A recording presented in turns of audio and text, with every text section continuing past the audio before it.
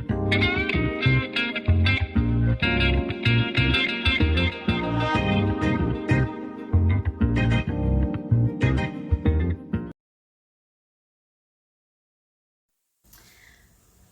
warahmatullahi wabarakatuh. Balik lagi sama aku Lea, host teman trip, teman jalan kamu.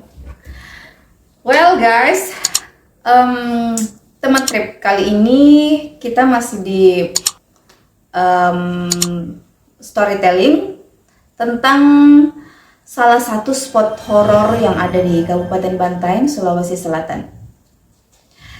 Well, jadi untuk cerita kali ini sebenarnya rada kontroversi karena ada yang mengaku katanya di sana tenang-tenang aja, aman-aman aja, tapi di sisi lain apa yang Lea temukan adalah cerita yang berbeda.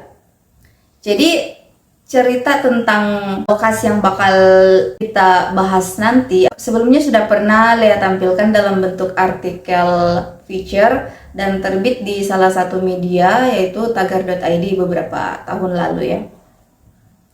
Nah, waktu itu Lea mengangkat sisi horor dari lokasi ini dan kalau nggak salah judulnya Cerita Seram Penghuni Gaib Asrama Kaloko Bantaeng. Nah, sekarang sudah kebayangkan gimana orang-orang Bantaeng itu pasti tahu gimana suasananya Asrama Kaloko saat ini. Asrama Kaloko itu terletak di Jalan Kakatua, Kelurahan Palantikang, Kecamatan Bantaeng, Kabupaten Bantaeng, Sulawesi Selatan. Menurut narasumber yang pada saat itu Lea wawancara bernama Nesya, Nesya ini sendiri adalah salah satu rumahnya masih berada di lingkup asrama tersebut dan dia sama keluarganya itu sudah menetap di sana selama kurang lebih 20 tahun. Nesya sendiri mengaku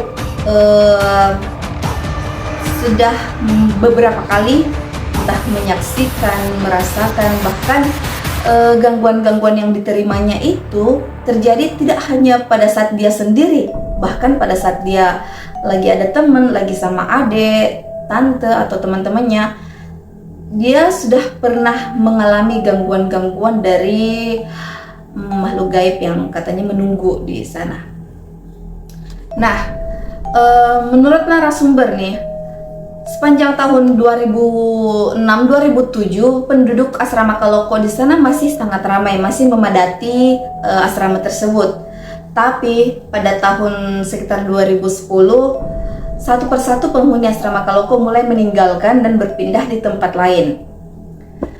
Kemudian cerita-cerita yang disampaikan Nesya pada waktu itu dialami sejak ia masih kecil sampai selama ia tumbuh besar dan menetap di sana. Adapun beberapa gangguan atau penampakan yang sering dia lihat adalah yang pertama, suara-suara rombongan prajurit yang berjalan melintas di depan rumah mereka itu terjadi tiap pukul 1 malam. Jadi katanya seolah-olah ada ribuan prajurit yang dengan langkah berat berjalan dan melintas di depan rumah mereka itu setiap pukul 1 dini hari. Nah, gangguan penampakan lainnya yang disampaikan yaitu pada saat Nesya masih duduk di bangku SD.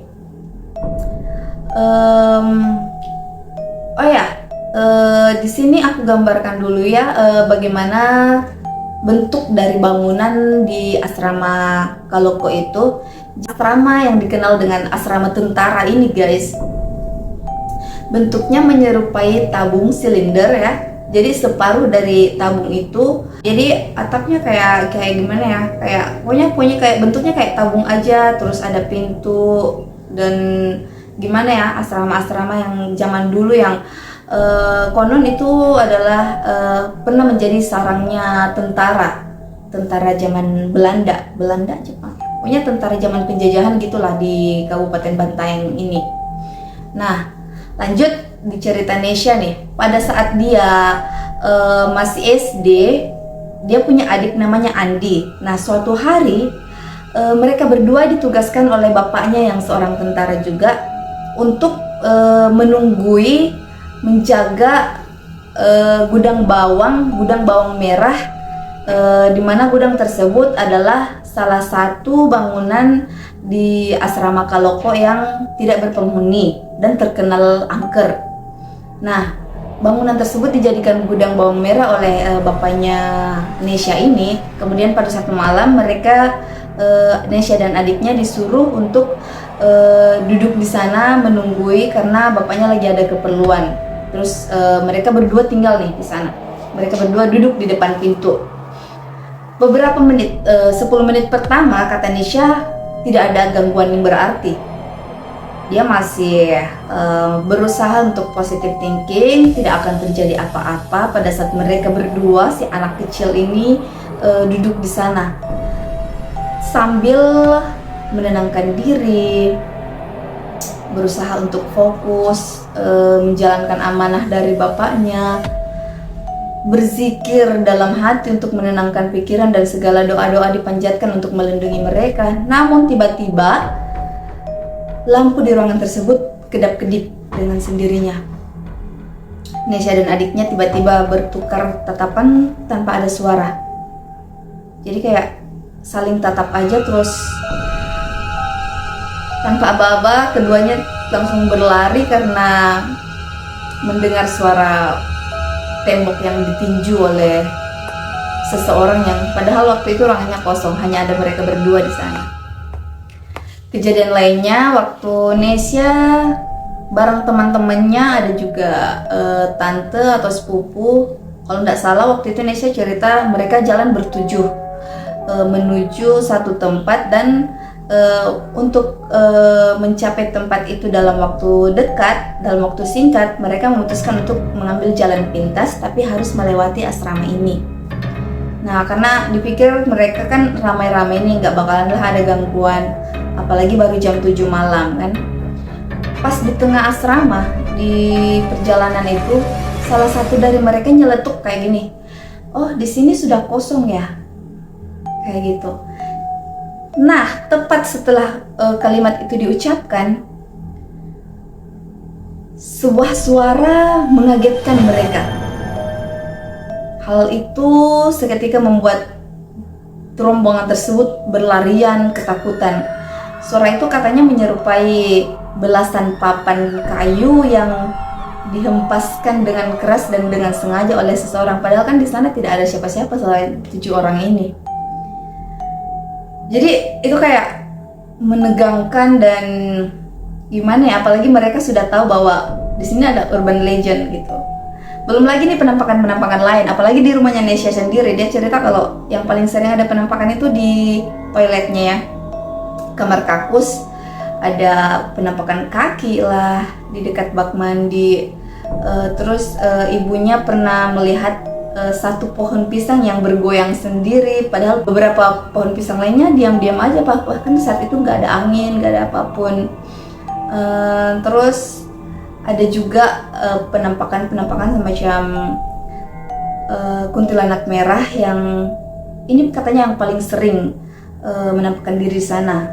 Ada pocong dan sosok hitam yang tinggi besar, dan ini juga paling sering usil menampakkan diri. Kemudian ada cerita-cerita lain yang katanya di sana, di sekitar asrama ini kadang orang lihat ada sesosok perawat yang menyeret tentara atau malah memapah tentara tersebut. Dan lebih menyeramkannya lagi karena sosok-sosok ini tampil dengan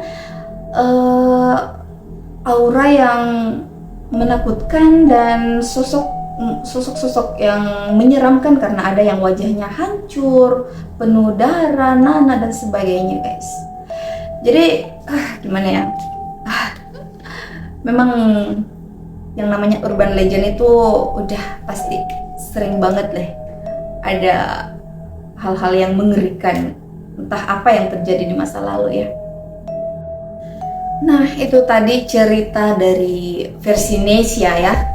Selanjutnya nih guys, aku mau cerita tentang kesaksian salah satu orang yang pernah Lea wawancara juga, namanya Bunda Siti Jamiah.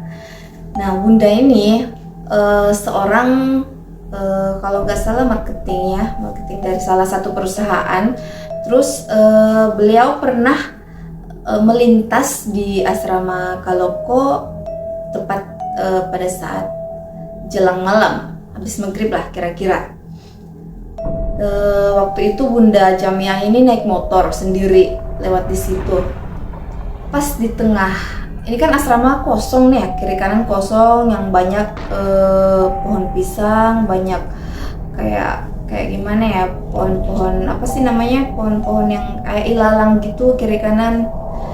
Terus di asrama ini kan juga ada beberapa jalan yang berlubang. Terus habis itu sudah minim penerangan, jadi agak remang-remang memang di jalan di sana. Nah, pas Bunda Jamiah lewat waktu itu, menurut pengakuannya dia tidak melihat apapun, batu atau papan kayu atau apapun yang melintang, tapi pada saat motornya lewat dia langsung jatuh kayak nabrak sesuatu yang gede gitu di sana. Tapi waktu di lokasi dia tidak merasakan sakit sedikit pun. Sakitnya itu justru terlihat pada saat sampai di rumah.